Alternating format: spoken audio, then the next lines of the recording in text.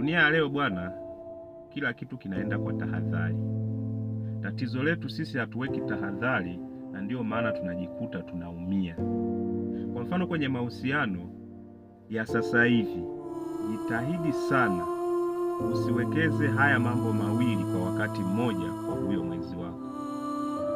Jitahidi sana kwa dunia ya sasa, usiwekeze mali zako na upendo wako kwa wakati mmoja kwa mtu mmoja.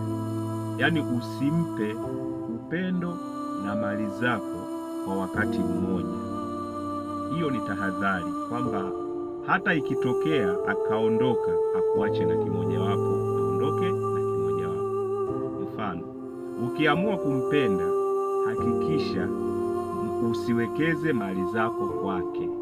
Mpende kwa moyo wote, lakini uwe na tahadhari kwenye mali zako.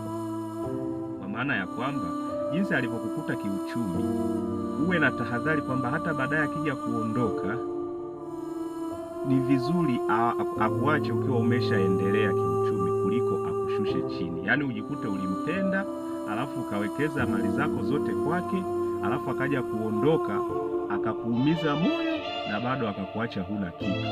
Hii ndio inapelekeaga hata watu wanajiua. Lakini pia ukiamua kuwekeza mali zako kwake, basi hakikisha unajizuia usimpende.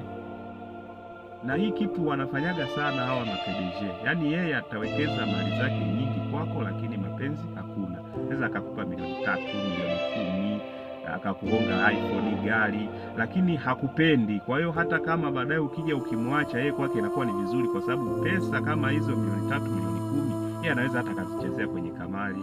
Unaona anaweza akachezea kwenye pombe, anazinywea pombe. Kwa hiyo hata ukija ukiondoka, yeye kwake hakuna alichopoteza.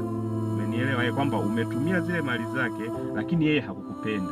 Kwa hiyo yeye ule upendo, ile hali ya kutokukupenda wewe hata ukiondoka, yeye hakuna anachopoteza.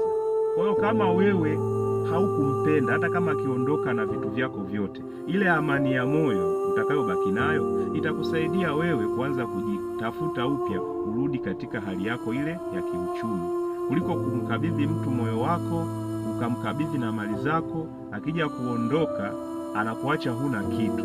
Ndiyo matokeo yake watu wanajiua. Kwa hiyo ni lazima tuwe na tahadhari kwa kila jambo, hasa kwa dunia sasa.